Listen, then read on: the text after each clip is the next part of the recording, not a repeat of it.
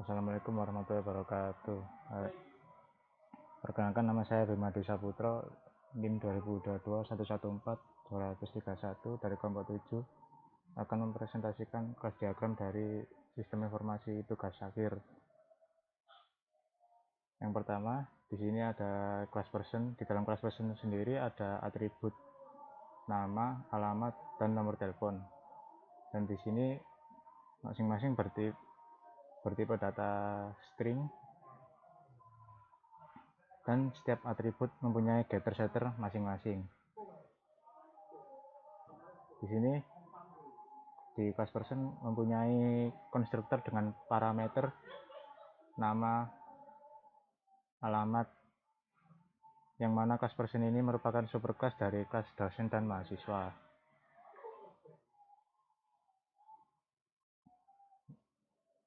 Yang kedua, di sini ada kelas mahasiswa, yaitu di dalam kelas mahasiswa terdapat atribut NIM, topik TA, dosen pembimbing, dan prodi yang masing-masing bertipe data string. Ada yang topik TA, ada yang dosen pembimbing, dan string. Dan di kelas mahasiswa setiap atribut juga mempunyai getter dan setter masing-masing. Di kelas mahasiswa sendiri mempunyai konstruktor dengan parameter string name, string nama, string alamat, dan string prodi. Dan yang mana kelas mahasiswa ini merupakan subclass dari person berkomposisi dengan kelas bertopik TA dengan multiplicity 1:001. Maksudnya setiap mahasiswa mempunyai 0 dan maksimal satu topik TA. Berikutnya akan dijelaskan oleh teman saya untuk kelas-kelas yang lainnya.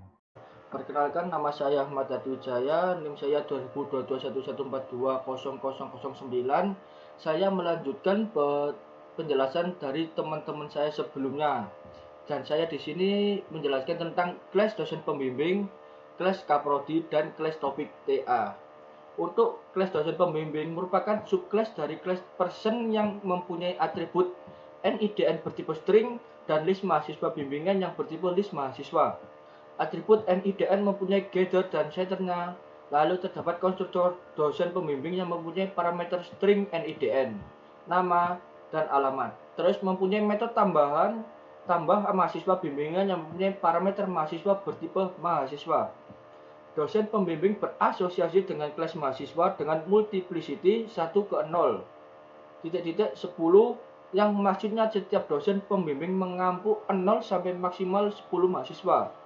Dan untuk kelas kaprodi mempunyai metode atur jadwal berparameter mahasiswa, dan jadwal selanjutnya mempunyai metode pengajuan topik mahasiswa berparameter mahasiswa, topik, dan dosen pembimbing. Dan terakhir untuk kelas topik TA mempunyai atribut topik status jadwal sidang bertipe string dan mempunyai konstruktor berparameter topik dan status. Terima kasih. Selanjutnya saya Arif Rahmawan dengan NIM 2022-114-20015 akan menjelaskan tentang kelas person, mahasiswa, dan topik TA. Yang pertama, kelas person merupakan induk atau superkelas dari kelas mahasiswa dan dosen pembimbing. Lalu di dalam kelas person terdapat atribut nama, alamat yang mempunyai tipe string. Selanjutnya terdapat konstruktor yang mempunyai parameter nama dan alamat. Untuk fungsi dari konstruktor ini yaitu memberikan nilai awal pada atribut nama dan alamat. Selanjutnya yaitu ada get nama, set alamat, get nama,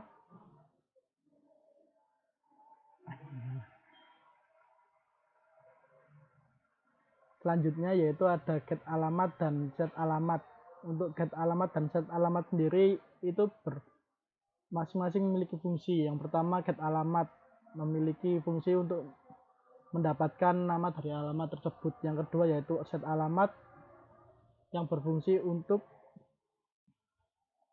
mengganti atau menuliskan nama dari alamat tertentu. Untuk selanjutnya yaitu get nama dan set nama juga memiliki fungsi yang sama. Selanjutnya yaitu kelas mahasiswa yang merupakan subkelas dari kelas person. Di dalam kelas mahasiswa ini terdapat atribut NIM, topik TA, dosen pembimbing, dan prodi. Untuk NIM memiliki tipe string, topik TA memiliki tipe topik TA, dosen pembimbing memiliki tipe dosen pembimbing, dan prodi memiliki tipe string. Selanjutnya terdapat konstruktor yang mempunyai parameter NIM, nama, alamat, prodi.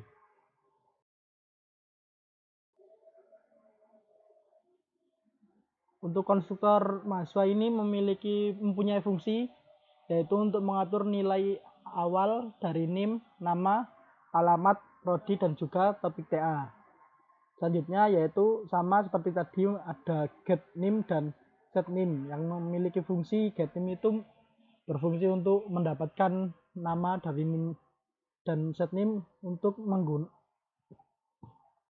mengisi atau mengganti nama dari NIM tersebut. Selanjutnya yaitu ada set topik TA dan get topik TA.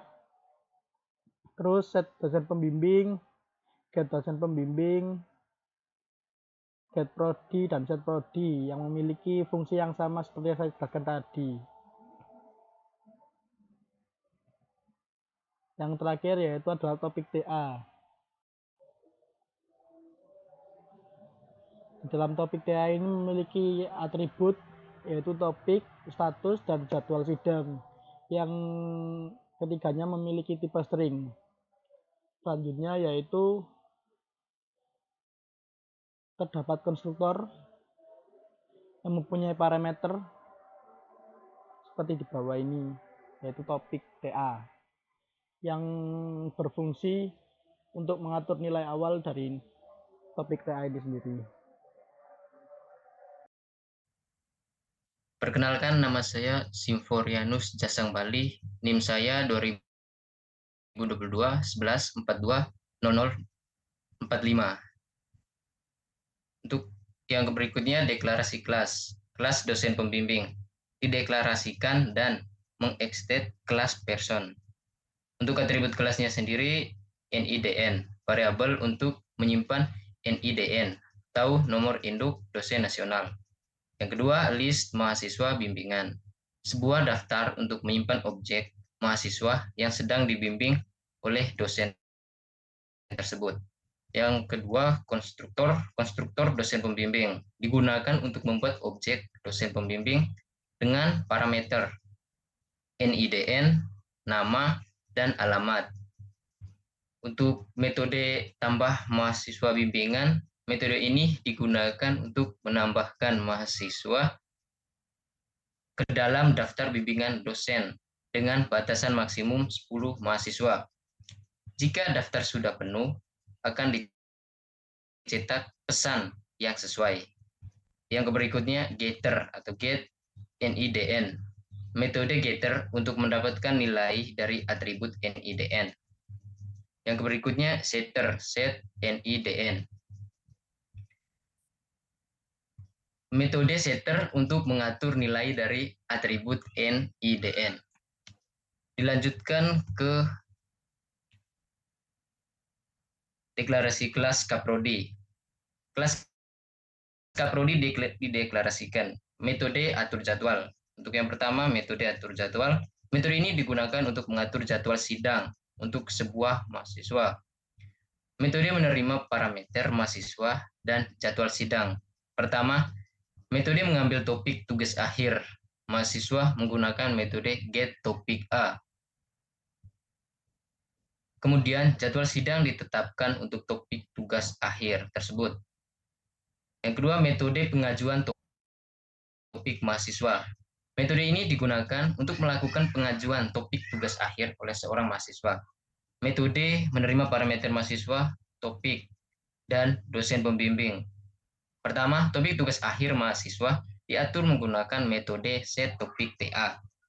Selanjutnya, dosen pembimbing mahasiswa juga diatur menggunakan metode set dosen pembimbing. Mahasiswa kemudian ditambahkan ke daftar mahasiswa bimbingan dosen pembimbing menggunakan metode tambah mahasiswa bimbingan. Terakhir, status topik tugas akhir diatur menjadi menunggu di review. Oke, sekian dari saya. Terima kasih. Oke, meneruskan dari teman saya. Sebelumnya perkenalkan, nama saya Derek Dwi Evianto, NIM 2022 114 20034. Di sini saya akan menjelaskan dari alur codingannya. Yang sebelumnya adalah model dari yang dijelaskan teman-teman saya. Oke, pertama untuk alurnya. Jadi di main ini masuk sebagai ke menu masuk sebagai, jadi nanti kita milih dari masuk sebagai admin, kaprodi atau dosen pembimbing. Jika milih satu, maka ini case 1 akan memanggil metode admin controller di atas. Oke, mari jelaskan untuk metode admin controllernya. Jadi fungsi untuk admin controller ini untuk menambah mahasiswa dan dosen pembimbingnya ke sistem. Baik, di sini ada menu 1 tambah mahasiswa, 2 untuk tambah dosen, 3 untuk exit. Untuk case 1 di sini case 1 untuk menambahkan mahasiswa. Jadi nanti akan muncul J option pane atau panel yang disuruh untuk memasukkan NIM mahasiswa, terus kedua ada nama, prodi dan alamat. Jika sudah, maka akan dibuat objek mahasiswa dengan memasukkan parameternya NIM, nama, alamat, prodi, dan dimasukkan ke dalam list, yang mana nama variabel listnya adalah list mahasiswa. Di sini di atas ini kami menggunakan list untuk menampung data mahasiswanya. Untuk menu kedua ada tambah dosen pembimbing. Untuk dosen pembimbing sendiri sama alurnya untuk tambah mahasiswa. Jadi bedanya kalau dosen pembimbing masukkan NIDN, nama sama alamat. Jadi di sini ada J option pane disuruh untuk masukkan NIDN, nama sama alamat. Dan dimasukkan ke dalam list dosen pembimbing. Jadi objek dosen pembimbing di sini yang berisi NIDN, nama, alamat akan dimasukkan ke list dosen pembimbingnya. Untuk case ketiga, maka akan exit. Di sini perulangannya akan dihentikan. Baik, ketika exit nanti akan memilih kembali masuk sebagai user apa. Kita akan masuk ke kaprodi misal. Untuk alur dari kaprodi sendiri, maka jika memilih kedua akan mengeksekusi metode kaprodi controller. Oke, di atas ini. Jadi untuk alur kaprodi controller ini nantinya akan menampilkan list mahasiswa yang sudah didaftarkan ke sistem oleh admin. Di sini untuk menampilkannya, sini nanti akan tampil J option pane yang berisi daftar mahasiswa. Ketika udah dipilih nanti masuk ke pilih mahasiswa ini, misal pilih mahasiswa ke 1. Nah, untuk mengetahui di dalam list mahasiswa tersebut yang dipilih, maka digunakanlah list mahasiswa.get untuk mengetahui indeks keberapa. Karena list dimulainya dari indeks ke 0, maka kami menguranginya dengan 1. Nah, selanjutnya jika status mahasiswa tersebut yang pertama belum pernah mengajukan topik ke Kaprodi, maka Kaprodi akan mengisikan topiknya dan memilihkan dosen pembimbingnya. Jadi nanti di sini akan muncul list dosen pembimbingnya dan dipilih. Jadi memasukkan topik dan memilihkan dosen pembimbingnya. Ini codingan untuk memasukkan dosen pembimbingnya. Akan tampil ini nomor dospemnya untuk nomor 1, 2, 3 dan seterusnya, dan akan tampil nama. Di sini nama dari kelas dosen pembimbingnya. Jadi dosen pembimbing ini adalah tipenya adalah dosen pembimbing. Setelah mengisi nanti akan dimasukkan ke Kaprodi, pengajuan topik mahasiswa. Jadi ada metode di dalam kelas Kaprodi atau objek Kaprodi adalah pengajuan topik mahasiswa, yang mana parameternya adalah selected mahasiswa yang bertipe mahasiswa, ada topiknya apa, ada selected dospem yang tipe datanya adalah dosen pembimbing. Kita lihat untuk metode di pengajuan topik mahasiswa di Kaprodinya. Nah, untuk isi dari metode ini adalah mengeset topik dari mahasiswa yang dipilih tadi dan mengeset siapa dosen pembimbingnya di sini. Nah, ini fungsinya untuk menambahkan ke dalam list dosen pembimbingnya. Jadi misal dosen pembimbing A, mahasiswanya itu ditambahkan ketika mahasiswa tersebut memilih dosen pembimbing A tersebut. Nah, akan tetapi di sini lanjut ke tambah mahasiswa yang ada di dosen pembimbing, di kelas dosen pembimbing. Di sini kami membatasi, jadi setiap dosen pembimbing itu hanya mengampu maksimal 10 mahasiswa. Dia hanya maksimal 10 mahasiswa yang dapat diampu oleh satu dosen pembimbing. Nah, ketika lebih dari itu maka akan muncul pesan list bimbingan dosen, misal dosen A penuh. Oke, kembali ke Kaprodi tadi, ke main. Oke, selanjutnya setelah bentar. Ini setelah berhasil menambahkan ke list mahasiswa bimbingannya, misal dosen A siapa saja, maka otomatis atau default dari statusnya akan berubah menjadi menunggu di review karena sudah diajukan oleh Kaprodi ke dosen pembimbingnya. Lanjut ke main. Kedua, ada kondisi di mana statusnya menunggu di review. Jika statusnya menunggu di review, maka ini hanya akan menampilkan detail mahasiswanya. Sini nanti akan ditampilkan ke panel menggunakan G-Option Pen.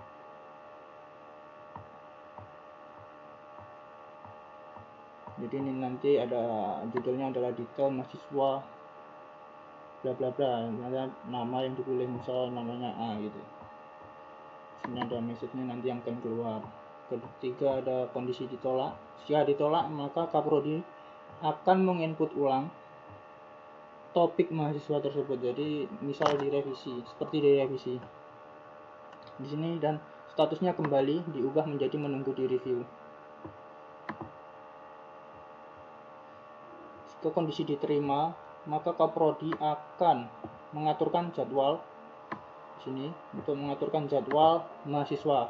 Nah, untuk kondisi pertama ini, jika mahasiswa tersebut sudah pernah dijadwalkan sidangnya dan misal jadwal sidangnya salah, maka dapat di-update, jadi dapat diubah.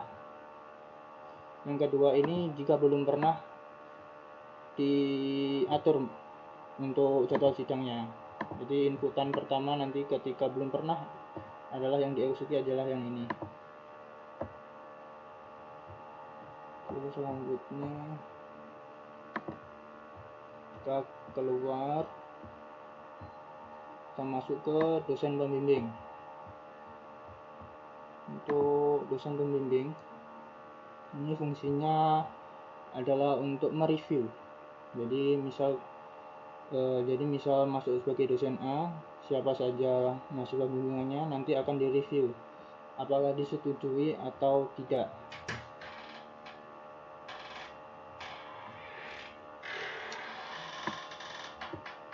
Oke, untuk pertama ini adalah untuk menampilkan list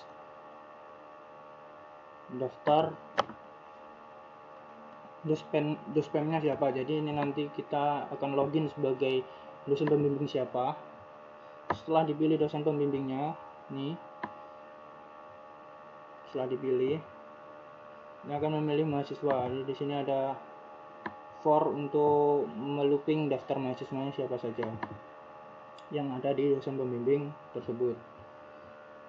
Setelah dipilih, untuk variabel pilih ini, jika memilih dosen misal mahasiswa mahasiswa A atau B, sini akan diatur apakah mahasiswa A tersebut topiknya disetujui atau tidak. Jadi nanti akan keluar NIM, nama, alamat prodi, dan topik TA-nya. Setelah direview oleh dosen pembimbing ini, maka statusnya dapat dirubah.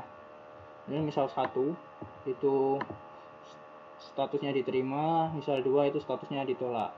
Jadi nanti topik TA-nya akan di dalam status di dalam get topik TA-nya akan dirubah sesuai ini.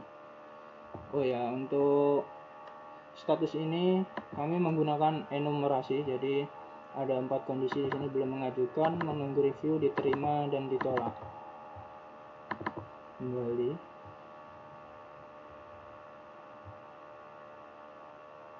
Nah, jika statusnya sudah diterima, maka ini yang muncul hanya akan detailnya saja. Jadi dosen pembimbing nggak akan bisa ngapa-ngapain, hanya bisa mereviewnya saja, nggak bisa merubah statusnya kembali. Guys, selesai. Jadi terakhir ada pilihan exit. Jadi 4 untuk exit, keluar dari program. Untuk contohnya sebagai berikut. Jadi pertama, kita masuk sebagai admin untuk menambahkan mahasiswa dan dosen pembimbingnya. 1 untuk masuk sebagai admin. Jadi ada menu lagi, tambah mahasiswa. Pilih 1. Masukkan NIM, misal 202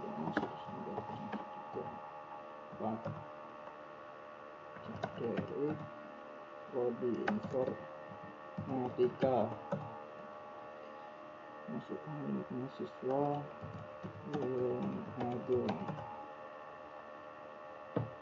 Nah, kedua ada menu tambah dosen pembimbing.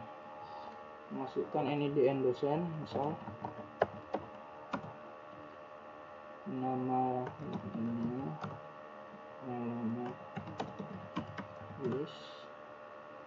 Nah, sudah. Jadi kedua menu ini berfungsi untuk menambahkan mahasiswa dan dosen pembimbing ke sistem. Nah, untuk mengecek mahasiswa siapa saja yang sudah terdaftar ke sistem, maka masuk sebagai user ke prodi. Nah, tadi ada user Derek yang baru saja ditambahkan. Nah, kita pilih untuk user Derek 12. Misal topiknya adalah global warming. Oke. Nah, di sini akan dipilihkan dosen pembimbing untuk mahasiswa Derek tadi. Misal Jiraya. 1. Nah, berhubung karena list bimbingan untuk dosen Jiraya sudah maksimum yaitu 10, maka nggak bisa ditambahkan lagi. Jadi kita ulang untuk dosen mahasiswa Dereknya. Kita masukkan topiknya global. Untuk pilih dosennya adalah Daniel 2. Nah, statusnya langsung berubah menunggu di review. Oke, coba exit, masuk sebagai dosen pembimbing. masuk sebagai kita lihat di Jiraya ada siapa saja mahasiswa bimbingannya. Ya benar, karena sudah 10 maka tadi tidak bisa ditambahkan lagi.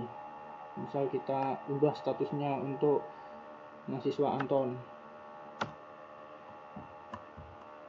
Ini ada daftar detailnya, jadi detail mahasiswa tersebut ada NIM, nama, alamat, prodi, dan ini topiknya. Jadi apakah topik ini disetujui atau tidak. Misal ditolak, kembali ke Kaprodi. Nah, karena Anton ditolak, maka Kaprodi akan merevisi. Jadi mahasiswa akan datang ke Kaprodi untuk merevisi judulnya.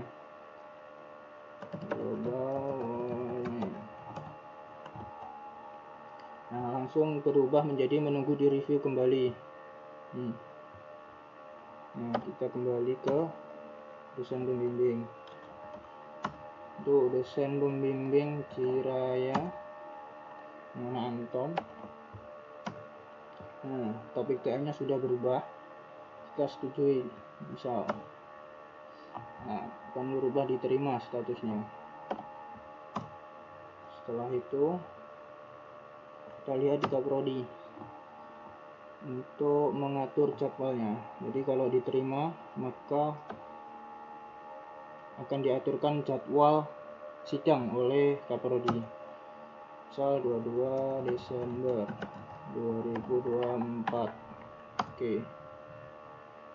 Nah, misal ingin merubah atau merevisi, mengupdate data jadwal tadi, bisa dipilih kembali. Misal ini 22 Desember, kita ubah menjadi 11 Desember 2024. Oke. Nah, lihat kembali. Nah, berubah menjadi 11 Desember. Oke. Kita ke dosen pembimbing. Untuk dosen pembimbing Daniel, nah, cuma ada satu mahasiswa karena baru ditambahkan tadi. Ini satu, kita setujui. Kita exit dan kembali ke prodi untuk diaturkan jadwalnya. Misal 14 Januari 2024. Oke. Exit. Nah, 4 untuk exit.